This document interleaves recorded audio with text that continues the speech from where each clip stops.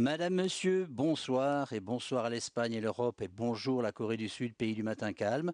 Nous nous retrouvons pour cette deuxième tentative du 55e lancement d'Ariane 5. Vous le savez, une météo défavorable nous a empêchés de lancer hier soir. Et d'ailleurs, à ce propos, nous allons écouter Jean-Yves Le Gall, le président directeur général d'Ariane Espace, qui va nous expliquer la situation pour le lancement de ce soir.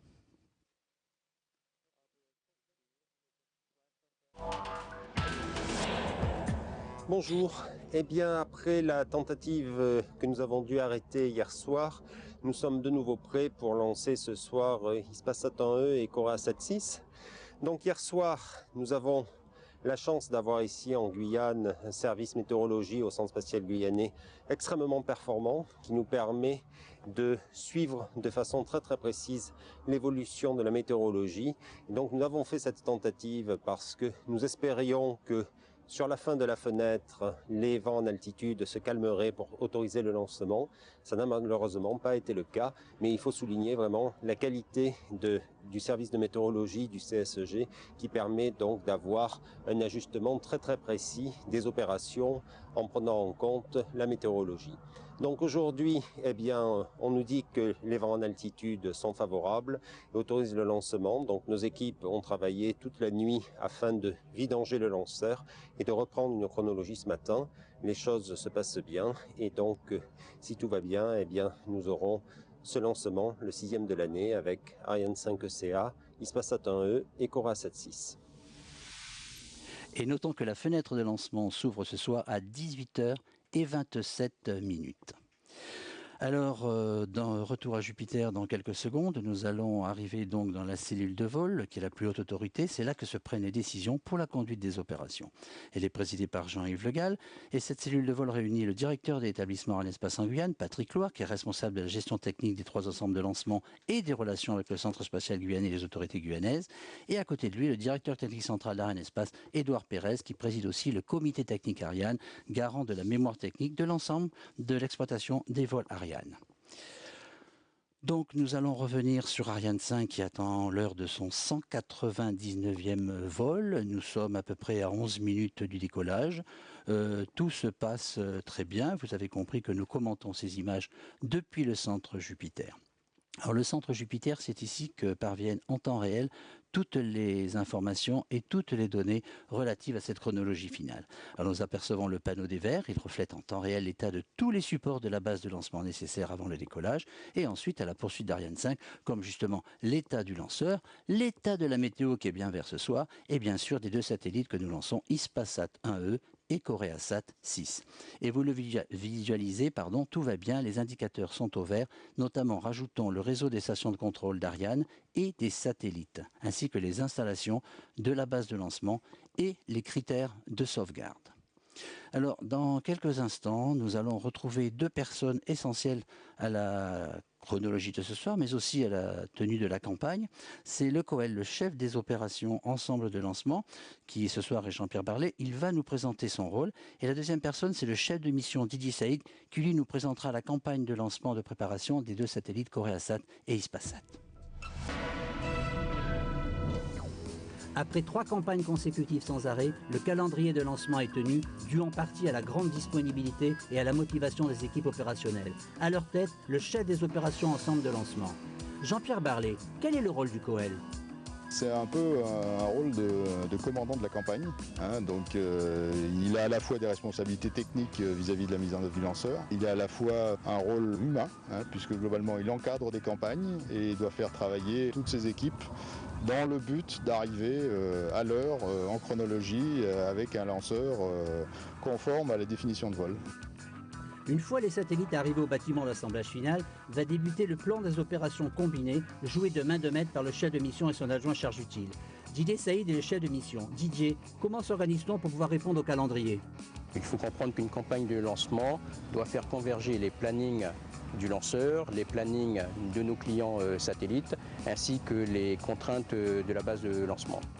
Notre organisation opérationnelle a fait ses preuves. L'élément moteur reste tout de même la motivation des personnes qui participent et qui sont impliquées dans une campagne de lancement. Alors, maintenant que les satellites sont confortablement installés sur le lanceur et sous la coiffe qui les protège avec son ambiance contrôlée, quelle est la suite des opérations, Jean-Pierre? Les dernières opérations d'une campagne de lancement, ce sont à la fois le transfert en ZL et puis la chronologie finale où là on remplit le lanceur et on le met petit à petit au cours de la journée en configuration vol jusqu'au moment du décollage. Et hier, le lanceur a été transféré depuis le bâtiment d'assemblage final vers le pas de tir. Cette opération, toujours spectaculaire mais délicate, dure environ 1 heure. À partir de ce transfert, les passagers d'Ariane sont protégés et contrôlés jusqu'au décollage. Et à moins de 10 minutes a été confirmé que la météo était verte sur tout le créneau. Et cet enjeu est d'importance aussi pour les principaux responsables du centre de contrôle ici à Jupiter, donc pour le chef de mission Didier Saïd, et à ses côtés le directeur des opérations, donc Emmanuel Sanchet du Centre national d'études spatiales, qui avec Didier donc ont dirigé les directeurs de mission satellite des 2 clients de ce soir, Antonio Abad pour Hispasat 1E et M. Yong-won pour Koreasat 6. Alors, si les procédures de lancement sont pratiquement toujours les mêmes, chaque vol a sa particularité et c'est le travail des chefs de projet satellite pour Arianespace. Ce soir, ce sont Jérôme Rive pour Hispasat 1E et Véronique Loisel pour Koreasat 6. Alors, on assiste ici au résultat de mois et de mois de travail particulièrement minutieux entre les clients et les 2 chefs de projet, car ils ont assuré le suivi du contrat depuis le tout début et cela ne se terminera qu'après l'exploitation du vol. Alors, le chef de mission donc, et le directeur d'opération qui sont en liaison avec leurs équipes réparties sur les différents sites à Kourou. Ils s'assurent donc que tous les moyens sont prêts. Nous sommes proches, vous l'avez compris, de moins 7 minutes, le début d'une étape importante qui est l'entrée en séquence synchronisée. Donc, tous les paramètres, tous les indicateurs sont au vert, la condition indispensable pour entrer dans cette séquence synchronisée que va nous annoncer dans quelques secondes le directeur des opérations. Attention pour la séquence finale lanceur. Top, H0-7 minutes. Madame, Monsieur, je vous rappelle que nous sommes en direct de Kourou, port spatial de l'Europe, et nous attendons le décollage d'Ariane 5 dans moins de 7 minutes maintenant. 7 minutes, c'est la séquence minimale nécessaire pour effectuer l'ensemble des tâches qui vont amener aux ordres d'allumage et de décollage du lanceur. Donc cette séquence est entièrement automatique, elle est pilotée depuis le centre de lancement par des puissants calculateurs. Elle permet d'effectuer les toutes dernières mises en œuvre et tous les contrôles nécessaires pour le passage du lanceur à la configuration de vol. Et c'est pendant cette étape que le lanceur devient peu à peu autonome.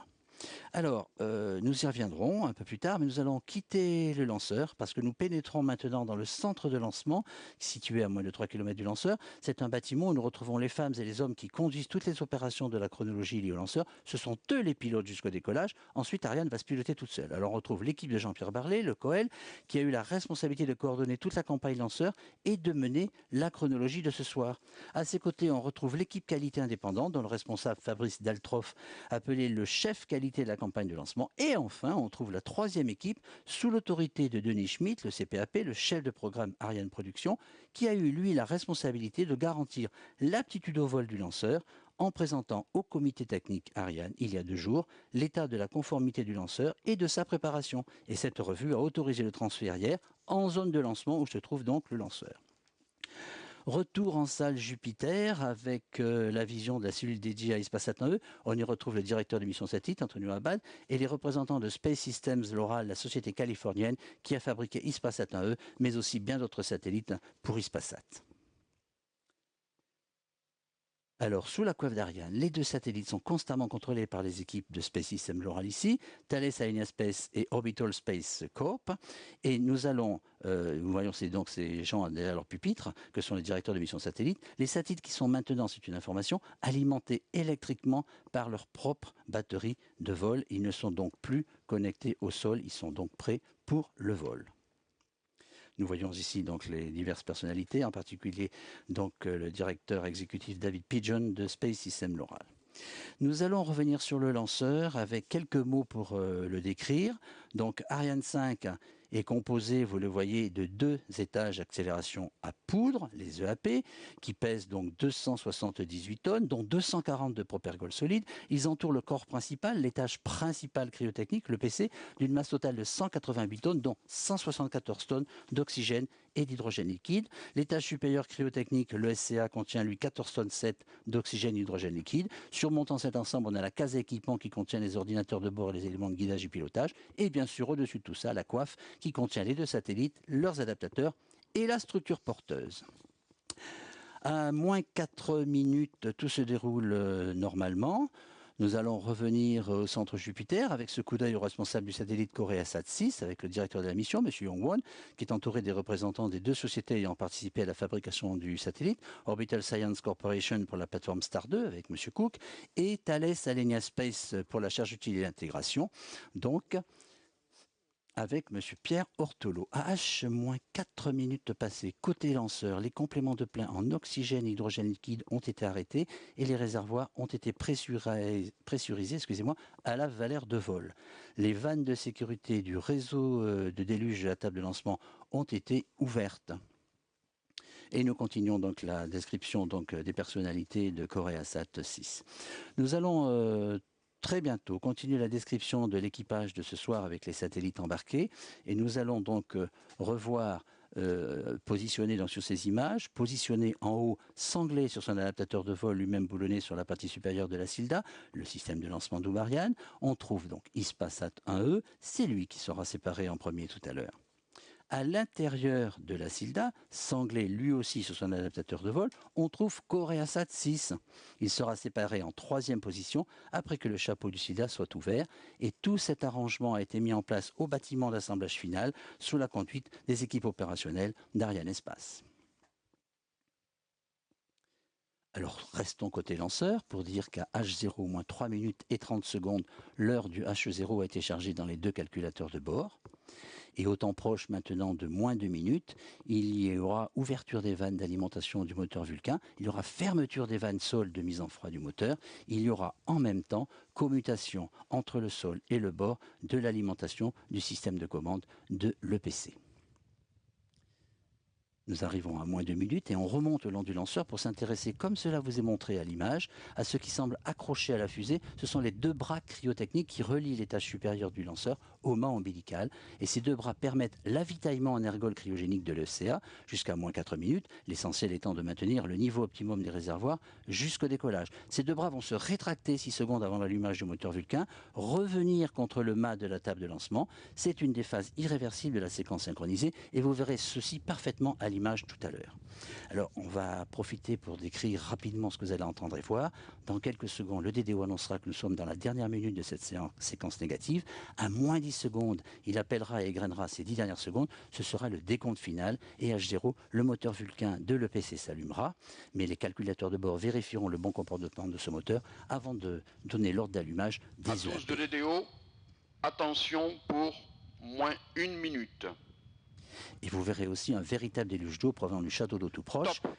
Il va recouvrir les 3 carnaux, la table de lancement, plus de 1000 mètres cubes qui vont permettre d'amortir les chocs éventuels thermiques et acoustiques qui pourraient gêner au décollage le lanceur et les satellites. Alors, à moins 50 secondes, prenons le temps de vous saluer, vous tous qui participez à ce moment avec nous en direct, vous qui nous écoutez en Guyane, à Kourou, Cayenne et Sinamari, vous les internautes toujours plus nombreux dans le monde entier, merci. Bonsoir à tous les industriels du programme Ariane partout en Europe. Salut spécial et en français au personnel de la société Thales Alenia Space. Et puis vous, les téléspectateurs francophones qui nous ont rejoints, alors nous allons vous laisser profiter pleinement de ce spectacle. On va se taire et à tout à l'heure après le décollage. Merci.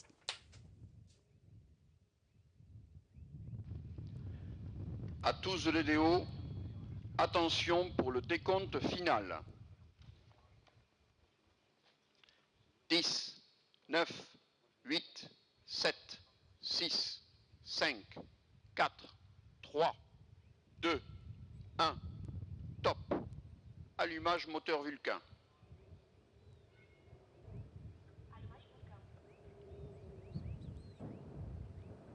Allumage des EAP et décollage.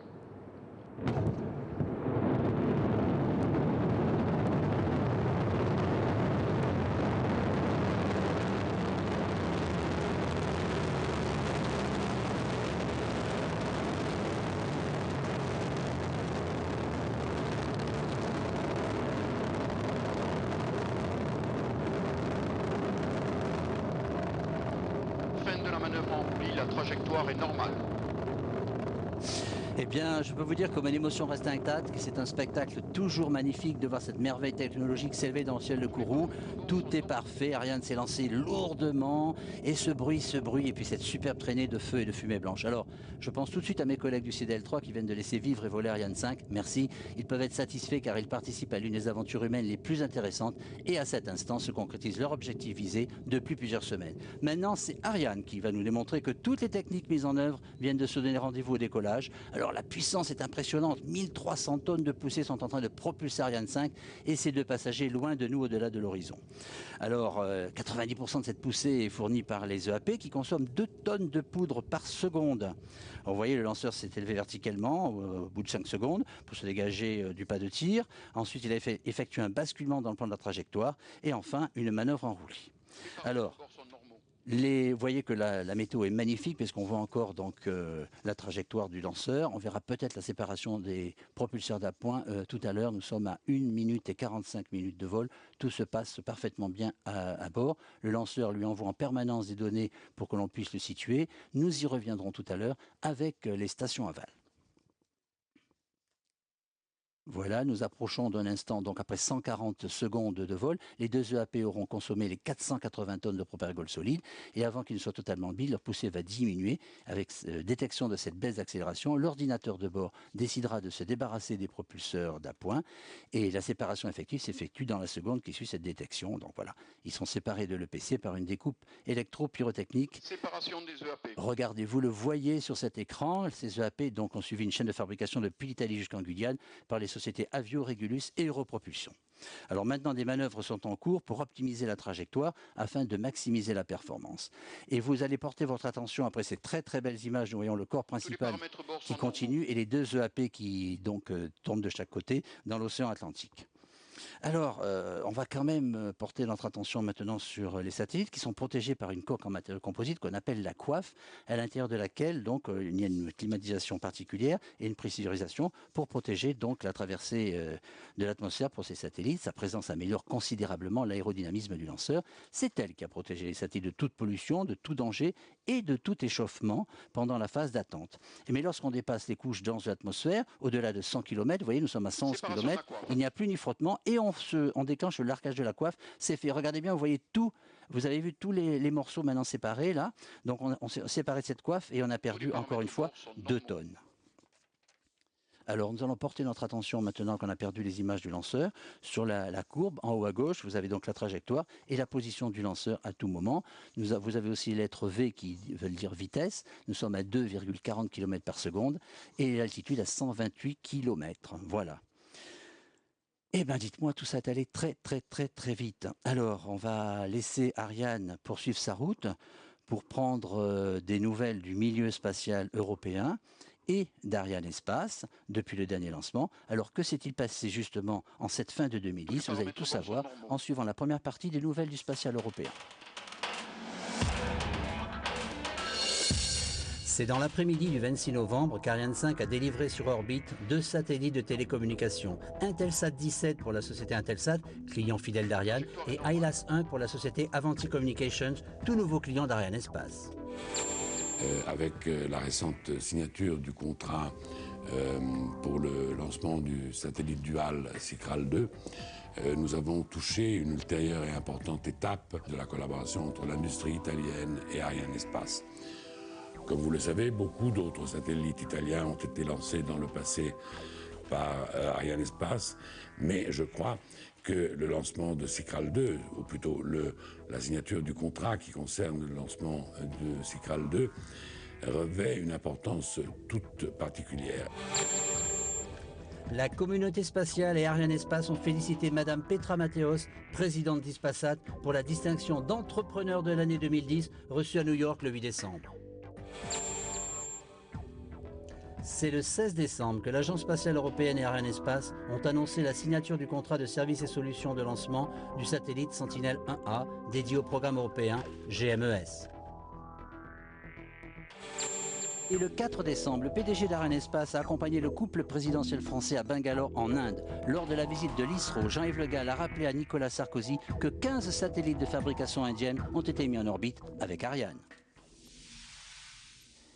Et nous revenons donc au vol du lanceur. Tout se passe très bien. Les tâches principales cryotechniques, le PC de cet Ariane 5 a embarqué dans ses réservoirs en alliage d'aluminium 150 tonnes d'oxygène liquide et 25 tonnes d'hydrogène liquide. Ces ergols, comme on les appelle, sont fabriqués en Guyane, à proximité des ensembles de lancement par la société Air Liquide Spatial Guyane. Et ces deux ergols, en se combinant après l'allumage du moteur, ont fourni au lanceur une poussée d'environ 136 tonnes. Alors, vous voyez donc les images du vol de l'EPC pour l'instant, ce sont ces images de synthèse, où l'on voit très très bien donc l'EPC avec tout en haut le satellite Hispasat et le SILDA. À Jupiter, au passage, saluons les managers des deux fabricants des satellites pour Hispasat 1E, Space Systems Loral, pour COREASat 6, c'est Orbital Science Corporation et Thales, Alenia Space. Nous allons suivre maintenant la deuxième partie des nouvelles avec le futur et les perspectives pour 2011.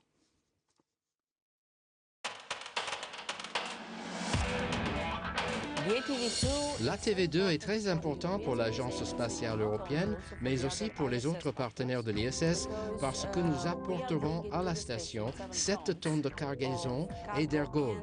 D'un côté pour les spationautes de l'ISS et de l'autre pour rehausser l'orbite de la station. Et ceci principalement car nous attendons un ensoleillement maximum en 2013 et la station aura besoin d'une élévation d'orbite. C'est également important de savoir que l'ATV2 sera le seul véhicule qui puisse apporter à la station de la cargaison et des ergols après que la navette soit retirée du service. L'année 2011 sera une année très importante pour les lanceurs de l'ESA parce que nous aurons le premier vol de Vega, le petit lanceur. Nous sommes actuellement dans une phase critique de son développement avec les étapes finales. D'un côté avec une revue de qualification de système au sol, ce qui confirmera l'aptitude du lanceur en vol, et de l'autre côté une activité très importante qui se passe ces jours-ci avec les essais combinés. Ceux-là ont pour but de simuler toutes les phases d'assemblage et d'intégration de lanceur au sol, mais aussi de répéter les séquences de lancement aussi bien que la campagne de lancement. Je souhaite donc vous donner à tous un rendez-vous l'été prochain pour assister au premier lancement de Vega, le nouveau lanceur de l'ESA.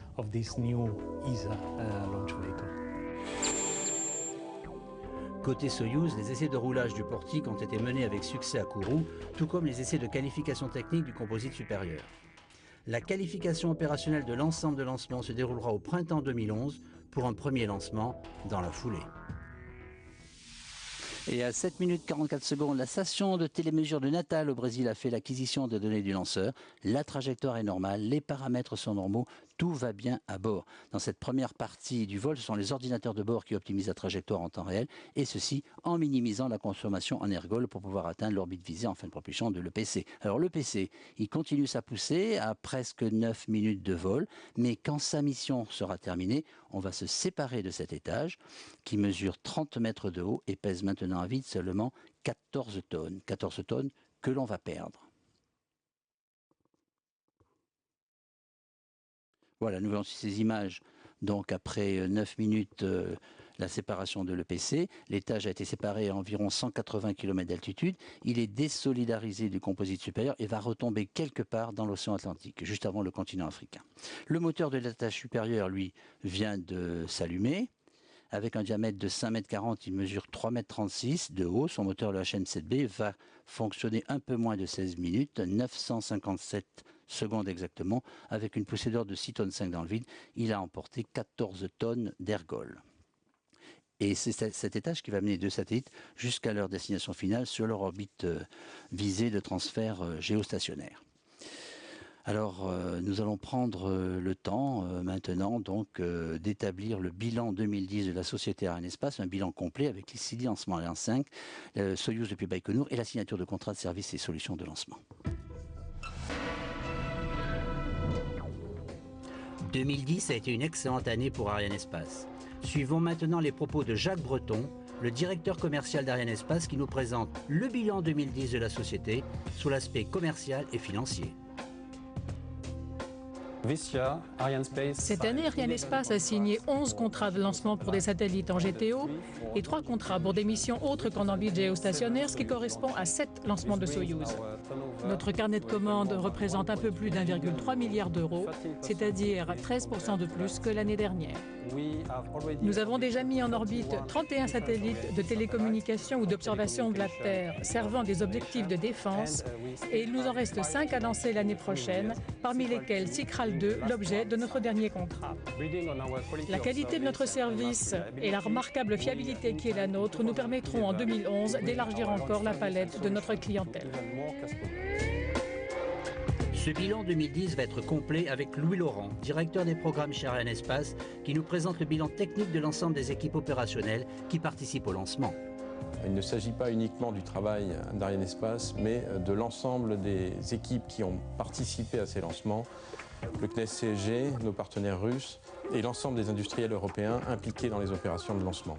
Ces équipes ont fait preuve à la fois de disponibilité, illustrée par ce lancement dans une période généralement consacrée au repos, de réactivité pour faire face aux aléas techniques qu'on n'a pas manqué de rencontrer et qui ont malgré tout permis de tenir le calendrier de lancement, et de compétences parce que nous disposons en Europe probablement de la meilleure équipe opérationnelle au monde. Perspective 2011, dès le 15 février, lancement de la TV2 et les 2 vols inaugurés de Soyouz depuis la Guyane et de Vega. Eh bien, un bilan élogieux qui va avoir sa finalisation ce 29 décembre par la mise sur orbite des 11e et 12e satellites pour 2010. Alors, on va commencer à s'intéresser un peu à ces 2 passagers. Donc, le passager qui sera séparé en premier, Hispasat 1E, qui lui a une masse au décollage de 5320 kg. Il est équipé de 53 répéteurs actifs en bande KU, avec des possibilités supplémentaires, donc en bande Ka. Nous allons maintenant poursuivre en regardant ce film et écoutant la présidente d'Hispasat, Madame Petra Matthews, qui nous présente avec plus de détails la société Hispasat et le satellite 1E.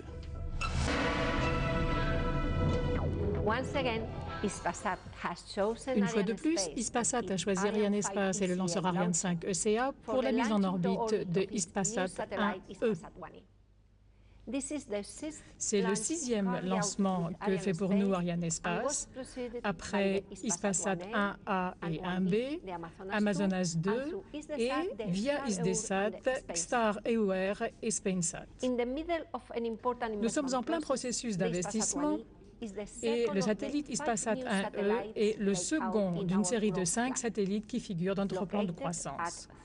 Situé à 30 degrés ouest, Hispasat 1E va doubler notre capacité depuis cette position en ajoutant 53 transpondeurs en bande KU et une capacité en bande KA. Ce nouveau satellite va élargir notre zone de couverture sur l'Europe, les Amériques et l'Afrique, ce qui va renforcer notre leadership et notre rôle sur la scène internationale. Hispasat 1E, construit par Space Systems Loral sur une plateforme LS 1300, bénéficie d'une technologie avancée et d'une puissance telle que Hispasat pourra élargir l'éventail de son offre. Hispasat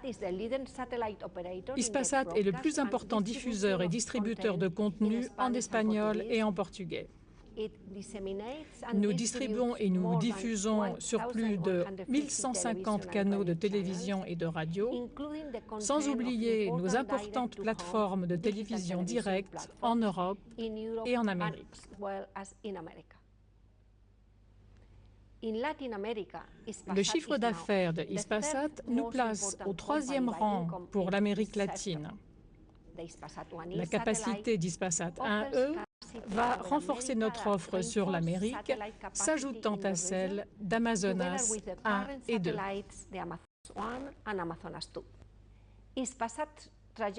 L'évolution de la société Hispasat en matière de rentabilité et de développement technologique est telle ces dernières années que nous nous situons parmi les opérateurs de télécommunications par satellite les plus importants. Et de façon indirecte, mais importante, nous sommes un facteur clé de croissance pour l'industrie aérospatiale et des télécommunications. De plus, Hispasat participe à de nombreux projets et culturels, apportant ainsi sa pierre à une meilleure évolution de notre société de l'information et à la réduction de la fracture numérique.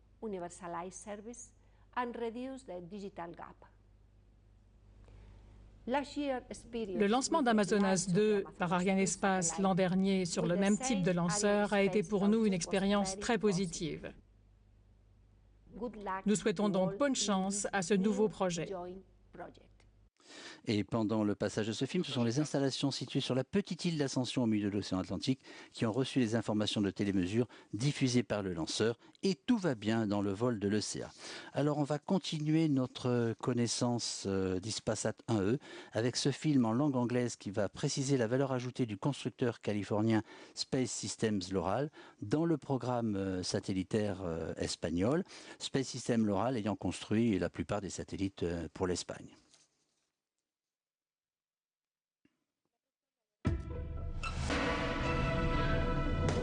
The Hispasat 1E satellite is a large, powerful, 15-kilowatt geocommunications satellite. The coverage extends from Europe to North Africa and to the American continent. The Hispasat 1E satellite design is based on the SSL 1300 bus. The central cylinder is the primary structural element. The propellant tanks are installed within the central cylinder. Other propulsion and structural elements are mounted to the central cylinder. The repeater is integrated and tested on the satellite main communications panels, and these panels are then integrated onto the satellite main body. The top assembly of the satellite includes the antenna tower, the deployable reflectors, and the solar arrays.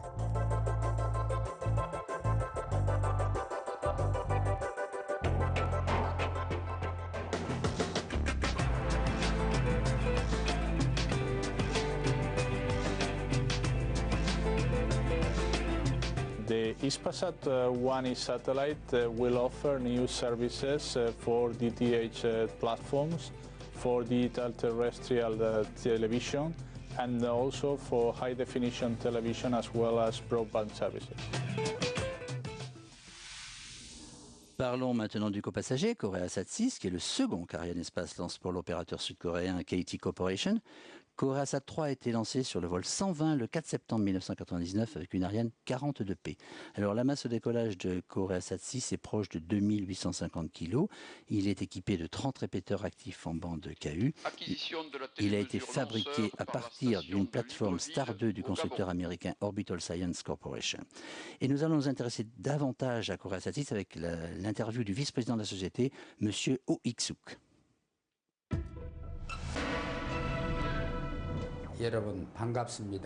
Mesdames et messieurs, bonjour. Je suis Oh Ik-suk, vice-président de Korea Telecom. J'aurais aimé être parmi vous pour assister à ce lancement de KoreaSat, mais je dois me contenter de saluer au nom de Korea Telecom tous ceux qui sont présents au Centre spatial guyanais. Malgré des événements marquants comme le tremblement de terre de l'Aquila et le remplacement d'un réservoir d'Ergol sur KoreaSat 6, nous nous félicitons d'être arrivés à la fin de cette campagne de lancement. Rien de tout cela n'aurait été possible sans le travail et l'engagement de Thales Alenia Space et de Orbital Science Corporation.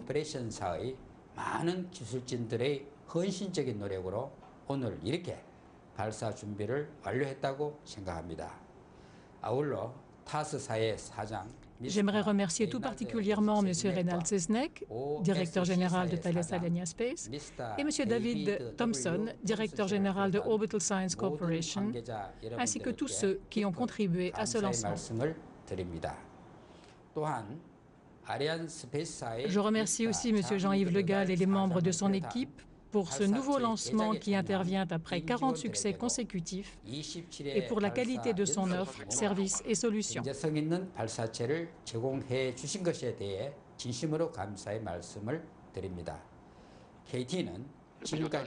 Korea Telecom a déjà lancé KoreaSat 1, 2, 3 et 5 et offre depuis 15 ans un service de communication et de diffusion par satellite de qualité. COREASAT 6, que nous lançons aujourd'hui, va améliorer notre qualité de service en fournissant des programmes de télévision en haute définition améliorés et en 3D. Il nous permettra aussi d'assurer la continuité de service après COREASAT 3. De plus, Korea Telecom a récemment investi dans les projets de COREASAT 7 et 8 pour élargir sa zone de couverture vers l'Asie, le Moyen-Orient et l'Afrique. Korea Telecom fera tous ses efforts pour augmenter encore son offre satellitaire et pour devenir un acteur reconnu sur le marché mondial. Les clients de COREASAT et moi-même suivons en direct ce lancement de COREASAT 6 depuis le siège d'Arianespace à Évry. Nous attendons avec vous la fin de ce lancement et le succès de l'injection en orbite de COREASAT 6. Je vous remercie. Et tout va bien à bord, ceci est confirmé par la station de Libreville au Gabon qui a fait l'acquisition des informations du lanceur. Alors vous avez entendu M. Oiksuk qui a rappelé l'importance des constructeurs de satellites à tenir les délais. Alors, nous allons continuer avec ce satellite et nous allons suivre maintenant un prochain film, toujours en langue anglaise, que l'on va pouvoir appeler Corporate, sur la société KT Corporation. Ce film nous montre l'importance de la société sud-coréenne dans le marché asiatique.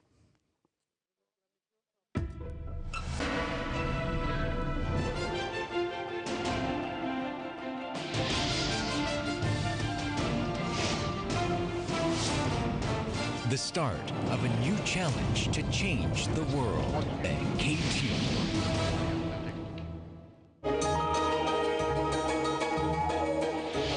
The path traveled by KT represents the evolution of ICT in Korea.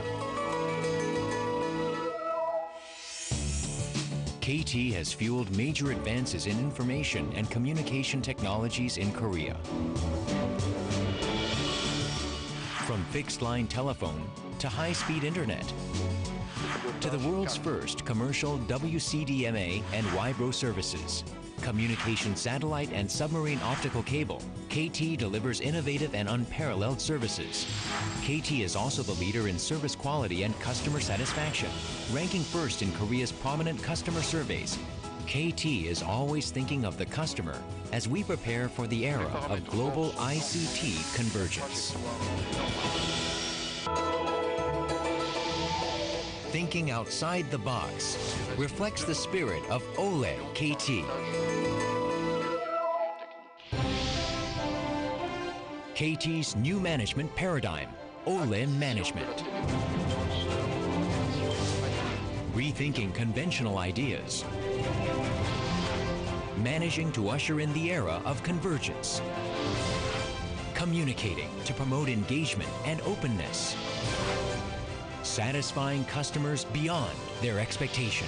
KT is geared up for a new beginning. Our target is to emerge as the global ICT convergence leader. KT is exploring untraveled roads with endless challenge and passion. KT will become a world-class telecommunications company worthy of love and respect. Et la dernière station de poursuite du lanceur, la station de Malindi, dans la Corne de l'Afrique de l'Est, vient de confirmer que tous les paramètres au bord sont normaux. Alors à l'heure actuelle, vous le voyez sur ces images, le lanceur est seulement constitué du composite supérieur qui est le SCA et la case d'équipement, et au-dessus les deux satellites, donc COREASAT 6 dans le SILDA et Hispasat 1E sur le SILDA. Alors, on continue de suivre la fin du vol de l'ESCA, dont la mission est d'apporter le complément d'énergie nécessaire à la satellisation des deux charges utiles sur l'orbite visée pour enfin devenir des satellites de notre Terre. Mais lorsque le lanceur aura atteint donc son point d'injection, ce qui ne va pas tarder, le guidage va éteindre le moteur et les manœuvres de la phase balistique vont commencer.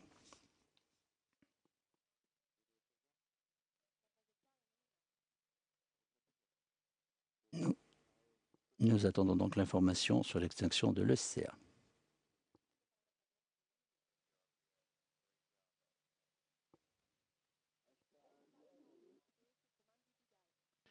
Extinction de l'étage supérieur cryotechnique sur commande de guidage. Voilà, donc cette ascension vient de se faire au temps nominal, après une durée de 1500 secondes, à l'altitude de 680 km. La masse du lanceur maintenant n'est plus que de 14 tonnes 5. Alors après 25 minutes de vol, nous entrons dans la phase balistique, donc la phase non propulsée. Alors nous en reviendrons, mais pour le moment nous suivons le film qui retrace les longues relations entre Hispasat et Arianespace. Les relations entre Arianespace et Hispasat remontent à 1992 avec le lancement du premier satellite Hispasat 1A. Depuis ont été lancés par Ariane Hispasat 1B, X-Star, Spainsat, Amazonas et ce soir Hispasat 1E. Jérôme Rive est le chef de projet de ce satellite. Jérôme, qu'en est-il pour la campagne d'Hispasat 1E ? Pour les services de lancement, l'intégration est une activité de longue haleine et dans le cas précis d'Hispasat 1E, les choses ont démarré presque 2 ans avant le lancement. À chaque signature de contrat, des conditions similaires et des qualités doivent être mises en jeu. Chaque campagne doit suivre une voie similaire, mais les besoins spécifiques des clients font que Arianespace et ses chefs de projet doivent les suivre avec précision. Jérôme, comment gère-t-on un projet satellite de cette envergure ? Cette activité est essentiellement multidisciplinaire. Il est donc primordial pour nous de mettre en place une organisation précise et rigoureuse pour respecter à la fois les impératifs et le calendrier du client et les contraintes d'Arianespace. Dans les relations étroites établies avec le client en général, celles avec le directeur de la mission satellite sont encore plus importantes. Laissons maintenant la parole à M. Antonio Abad pour Hispasat 1E. Le satellite Hispasat 1E a une puissance de 13 kW. Il est équipé de 53 répéteurs en bande KU qui lui permettent de desservir l'Europe, l'Afrique, les Amériques et il dispose aussi d'une capacité en bande KA. Grâce à ces répéteurs haute puissance et à la conception spécifique de ces antennes, ces utilisateurs bénéficieront d'une PIR et d'un rapport G/T remarquable, permettant d'offrir des services et des applications de qualité. L'industrie espagnole a joué un rôle important dans la construction du satellite. Eh bien, nous arrivons au temps clé, normalement, où doit se former la séparation d'Hispasat. Nous attendons maintenant cette information. Devant, donc, voilà, Hispasat a été séparé avec une mise en rotation lente, rotation transverse de 1,5 degré par seconde, ce que vous voyez sur cet écran. En fait, la vie orbitale de ce satellite commence seulement maintenant. C'est vraiment pour toutes les équipes qui vont prendre le relais des équipes de Kourou et qui vont devoir maintenant, sans faille, eux aussi, faire entrer le satellite dans sa vie orbitale. Ce sera pareil tout à l'heure pour le second passage. Alors maintenant, nous allons suivre le directeur de la mission du satellite Hispasat qui va nous parler de ce qu'on appelle la mise à poste du satellite, une fois séparé donc du lanceur. Après la séparation, nous allons déployer les panneaux solaires qui vont alimenter le satellite en énergie et recharger ses batteries. 4 manœuvres du moteur d'apogée permettront d'élever le périgée de l'orbite pour qu'il atteigne sa position géostationnaire. Après avoir atteint son orbite géostationnaire, il sera mis en mode nominal de pointage vers la Terre et les réflecteurs d'antenne seront déployés. Après cela, nous allons mettre le satellite en position dite IoT, In-Orbit Testing. Une fois que le satellite sera en position appropriée IoT, il subira toute une série d'essais en orbite pour vérifier que la plateforme et la charge utile n'ont pas souffert au lancement. Le satellite sera ensuite posté à 30 degrés ouest, prêt à fonctionner en colocalisation avec les satellites qui sont sur cette même position. À la fin de cette série d'opérations, le satellite sera prêt pour commencer sa vie en orbite pour une durée de 15 ans pendant laquelle il sera au service de notre clientèle. Alors se prépare maintenant d'autres manœuvres là-haut pour séparer le SILDA, enfin ce que nous appelons le chapeau du SILDA. Donc pour ouvrir cette boîte, on va la découper par un cordon pyrotechnique. La partie supérieure sera éjectée par 8 ressorts. On perdra encore 445 kg. Voilà, tout cela en moins de 2 minutes. Le SILDA sera séparé en phase 9 du vol balistique. Nous attendons maintenant cette séparation.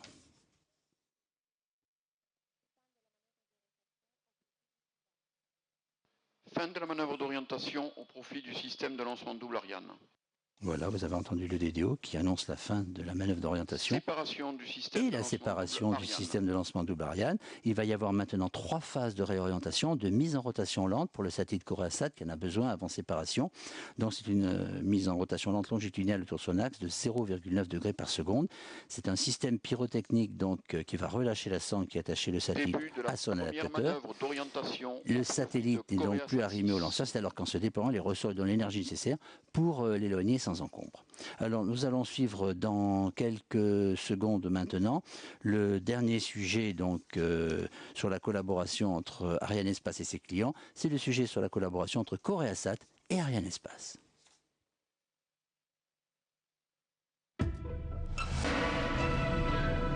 C'est en 2008 que Korea Telecom a choisi Arianespace pour le lancement de son satellite de télécommunication COREASAT 6. Donc c'est une collaboration assez récente avec l'opérateur sud-coréen Korea Telecom. Véronique, comment s'est déroulée cette deuxième campagne à Kourou pour le satellite COREASAT 6 ? Korea Telecom a renouvelé la confiance qu'il nous avait portée pour le lancement de COREASAT 3, que le satellite COREASAT 6 va venir remplacer en orbite. Arianespace est à la pointe des services de lancement. Sa fiabilité encourage la coopération avec les nouveaux opérateurs. Monsieur Yong-won, vous êtes le directeur de mission satellite pour COREASAT 6. Parlez-nous de ces coopérations. Korea Telecom est très satisfait de l'exécution de ce contrat avec Arianespace, ainsi que de l'excellente coopération avec les constructeurs du satellite, Thales Alenia Space et Orbital Science. Nous sommes aussi très satisfaits du déroulement de la campagne. Monsieur Won, donnez-nous la vraie raison pour laquelle l'opérateur Korea Telecom a choisi Ariane. Comment fiabilise-t-on un client et que doit-on apporter de plus pour encore améliorer ce service ? La position prééminente d'Arianespace parmi les fournisseurs de services de lancement est bien connue dans notre industrie, avec un taux de fiabilité pour Ariane qui dépasse 95% et une succession ininterrompue de 40 succès. Les 2 facteurs principaux qui nous ont fait choisir Arianespace sont la fiabilité et l'engagement de respecter les délais. Et nous vivons les derniers moments de la mission du vol 199. Alors résumons-nous, plus de 32 minutes qu'Ariane s'est élevée de son pas de tir. On l'a vu monter dans le ciel de Kourou. Elle a suivi une trajectoire parfaite. Les différents étages se sont séparés. Le lanceur s'est allégé pour se recentrer sur sa mission, la mise sur orbite des 2 satellites qui lui avaient été confiés ce soir. Ispasat 1E est d'ores et déjà arrivé à destination. Dans quelques secondes, ce sera au tour de COREASAT 6.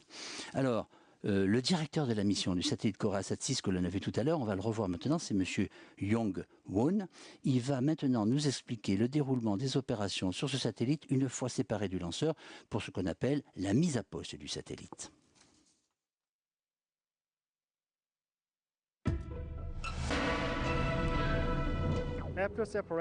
Après la séparation, l'équipe de Orbital Science recevra les premiers signaux du satellite depuis le centre de contrôle de la mission de Dallas en Virginie.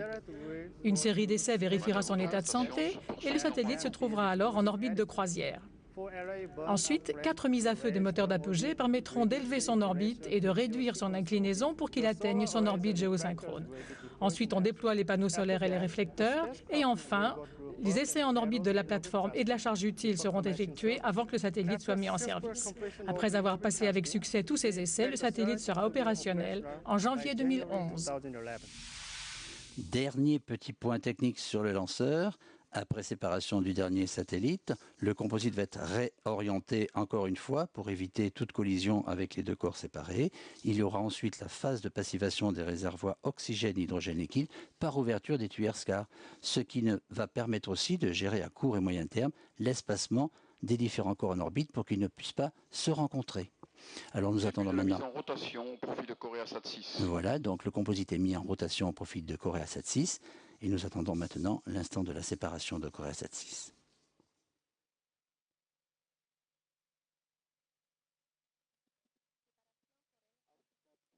Voilà, le deuxième satellite COREASAT 6 est séparé du lanceur. Cette fois, vous voyez, nos 2 clients se laissent aller à leur joie et à leur soulagement.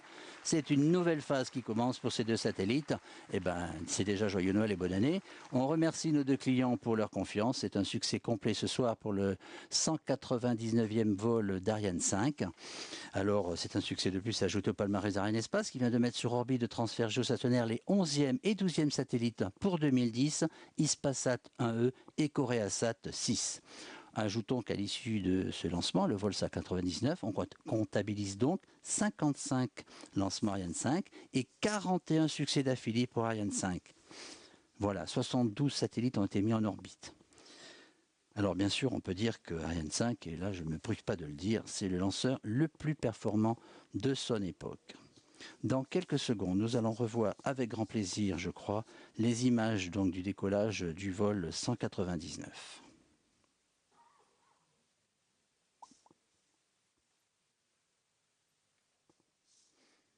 En attendant voilà, le replay.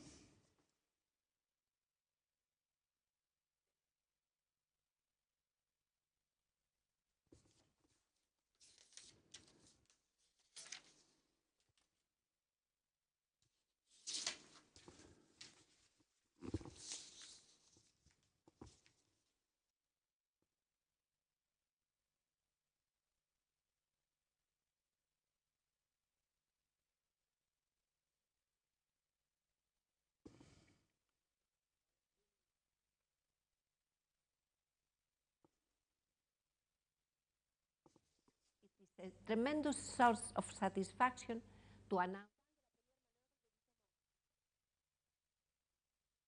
Voilà, nous avons vu avec plaisir les images de ce décollage. Nous attendons maintenant les déclarations. Nous aurons d'abord donc M. Jean-Yves Le Gall, le PDG d'Arianespace. Ensuite, nous aurons le film avec Mme Mathéos qui n'est pas présente ici à Kourou. Et ensuite, ce sera donc au tour de M. Sugman Kim, le Senior Executive Vice President de KT Corporation. Donc nous attendons maintenant ces déclarations qui ne sauraient tarder.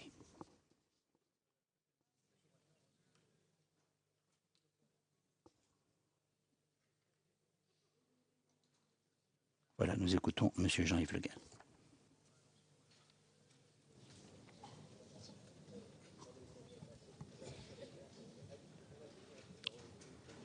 Bien, comme vous venez de le voir, ce 6e lancement d'Ariane 5 en 2010, juste un mois après notre dernier lancement, vient de mettre sur leur orbite de transfert géostationnaire les satellites Hispasat 1E et KoreaSat 6.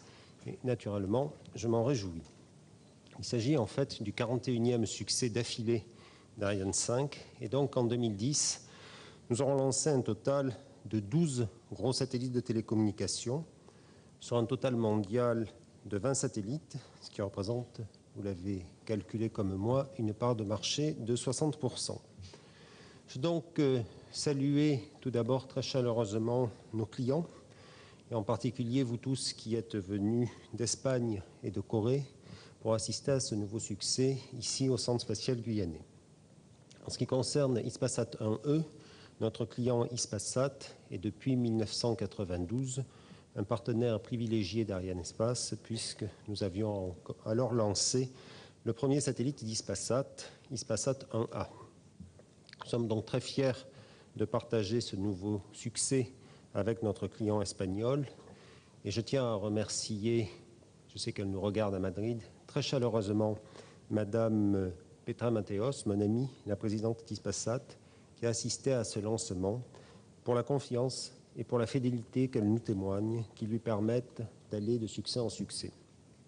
D'ailleurs, sa réussite à la tête d'Hispasat est reconnue dans le monde entier, vous l'avez vu sur la vidéo transmission, puisqu'au début du mois, Mme Mathéos a reçu à New York la prestigieuse distinction Leader of the Year Award. Et donc je vous demande de l'applaudir parce que c'est vraiment une très grande réussite. Je souhaite aussi remercier M. John Selly. Je ne sais pas s'il a pu nous rejoindre, il était de l'autre côté dans la cabine. Mais donc M. John Shelley, le président de Space System Loral, qui est avec nous ce soir et qui a livré aussi au Centre spatial guyanais, parce qu'on lui avait demandé d'ailleurs, en moins d'un mois, 2 gros satellites de télécommunications, Intelsat 17 et Hispasat 1E, que nous avons mis en orbite avec Ariane 5. Pour ce qui est de KoreaSat 6, il s'agit du 2e satellite que nous lançons pour KT Corporation, après KoreaSat 3 en 1999, et du 2e satellite coréen que nous lançons en 2010, puisque vous vous en souvenez, il y a quelques mois, nous avions lancé COMS. Nous sommes donc très honorés d'accompagner le développement du programme spatial coréen et très fiers que KT Corporation nous ait de nouveau renouvelé sa confiance Je veux en particulier remercier M. Sungman Kim pour le choix qu'il a fait de lancer Coreasat 6 avec Arianespace, et le succès d'aujourd'hui lui montre qu'il a eu raison. Je souhaite aussi bien sûr remercier Thales Alenia Space et Orbital Science Corporation qui ont construit Coreasat 6. Enfin, je voudrais féliciter tous ceux à qui nous devons ce nouveau succès d'Ariane 5, les États membres de l'Agence spatiale européenne pour le soutien qu'ils apportent au programme Ariane, ils l'ont encore récemment démontré, le CNES en métropole comme ici au Centre spatial guyanais, et nos partenaires industriels qui fabriquent Ariane 5. Je veux aussi remercier bien sûr l'équipe opérationnelle d'Arianespace dont la flexibilité, la réactivité, la disponibilité, et je crois qu'on peut le dire, surtout la passion qui l'anime, eh bien, nous ont permis de tenir nos engagements. Notre équipe a travaillé avec acharnement et détermination pour répondre à nos objectifs et une fois encore, elle a démontré que c'était, je crois, la meilleure équipe opérationnelle du monde. J'en suis très fier et là encore, je vous demande de les applaudir, ils l'ont bien mérité.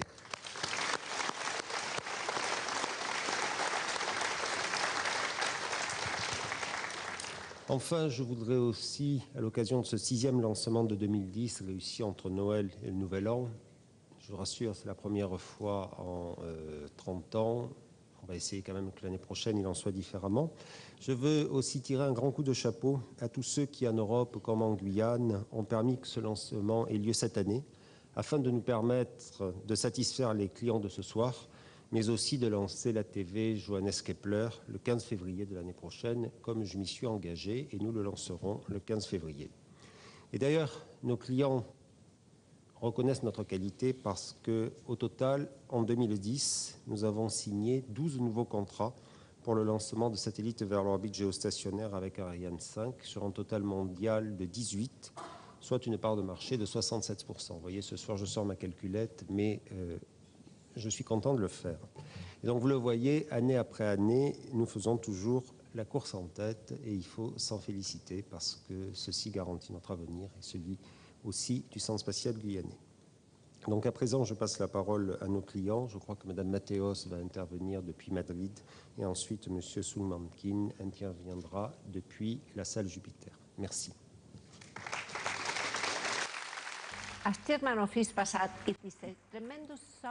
En ma qualité de présidente de Hispasat, j'ai le grand plaisir de vous annoncer le succès au lancement de notre nouveau satellite de communication Hispasat 1E. Au moment où je vous parle, ce nouveau satellite est en orbite autour de la Terre. Il procède à l'heure actuelle à toutes les manœuvres nécessaires pour atteindre son orbite géostationnaire définitive à une altitude de plus de 36 000 km au-dessus de l'équateur. Grâce à Hispasat 1E, notre société va augmenter sa capacité et élargir sa couverture sur l'Europe, les Amériques et l'Afrique. Elle va aussi renforcer son rôle de leader et son processus d'internationalisation. Je remercie chaleureusement tous ceux qui, grâce à leurs efforts, ont contribué au succès de cette mission.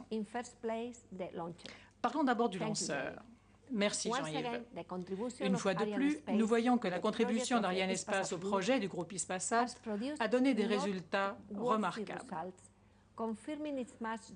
confirmant ainsi un prestige largement mérité. Je voudrais aussi mentionner Space Systems Loral, grâce à qui un concept complexe et ambitieux comme la construction du satellite Hispasat 1E est devenu réalité. Permettez-moi de féliciter aussi l'industrie spatiale espagnole. En effet, la société Hispasat confirme son engagement vis-à-vis de cette industrie et nous sommes fiers de coopérer avec des industriels comme EADS Casa, Thales Alenia Space España, RIMCA, Iberespacio, GMP et Indra. Je voudrais aussi féliciter l'équipe de Katie pour le lancement du satellite Coreasat 6, notre copassager sur ce vol 199.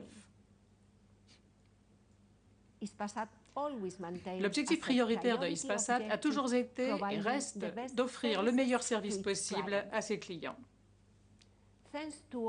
J'adresse un grand merci à tout le personnel de Hispasat, car c'est bien grâce à leurs efforts, à leur enthousiasme et à leur engagement que notre société a pu se développer et servir d'exemple en matière de qualité de service, d'innovation et d'excellence technologique.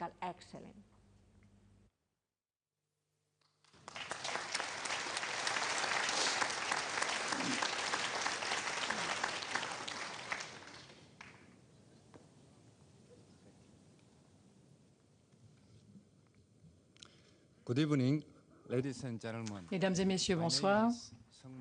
Je m'appelle Sun Mang Kim et je suis Senior Executive Vice President de KT.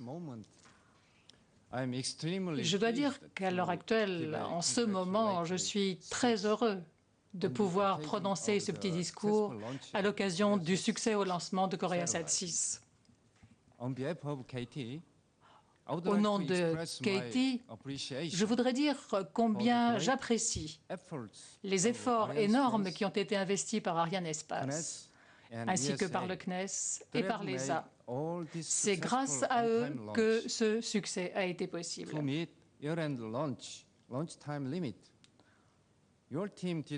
Vos équipes, pour tenir la date, ont vraiment énormément travaillé.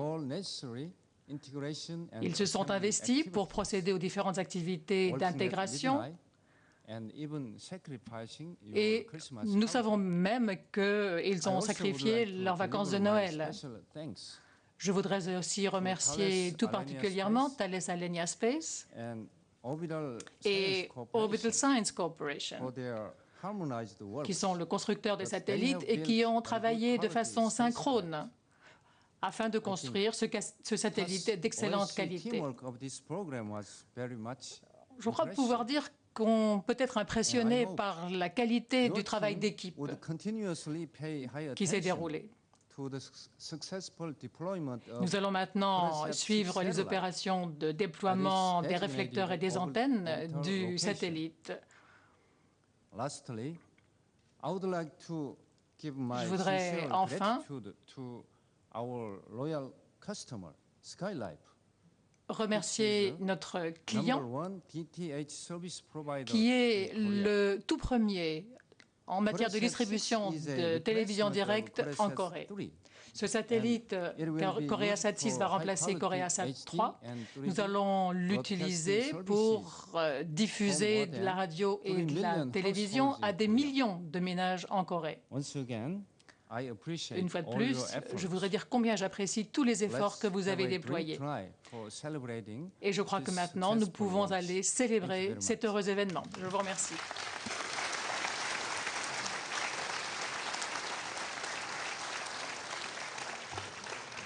Bien, écoutez, merci encore et félicitations à tous. Donc, comme je vous l'ai dit, notre prochain lancement aura lieu le 15 février. Ce sera un lancement un peu exceptionnel puisqu'il s'agira d'un lancement de la TV vers la Station spatiale internationale.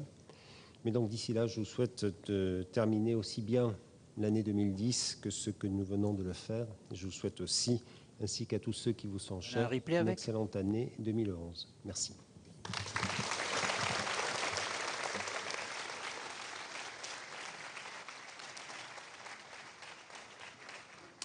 Eh bien, 2 satellites étaient confiés à Ariane ce soir. Ils sont tous les 2 en place. Départ à l'heure, mission parfaite. Ce vol 199 d'Ariane est un succès sur toute la ligne.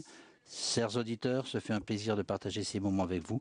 Pardonnez-nous les petits accros de langage. Merci également à toutes les équipes qui ont permis cette vidéotransmission et ce lancement. Merci au réalisateur Manuel de Oliveira, à toutes les équipes de RFO Guyane, merci beaucoup. Et à vous tous qui nous écoutez, permettez-moi de vous souhaiter de terminer l'année dans la joie. Tous nos vœux pour 2011, pour de nouvelles aventures avec Ariane, Soyuz et Vega. Et on se quitte sur ces belles images. Bonne soirée, merci.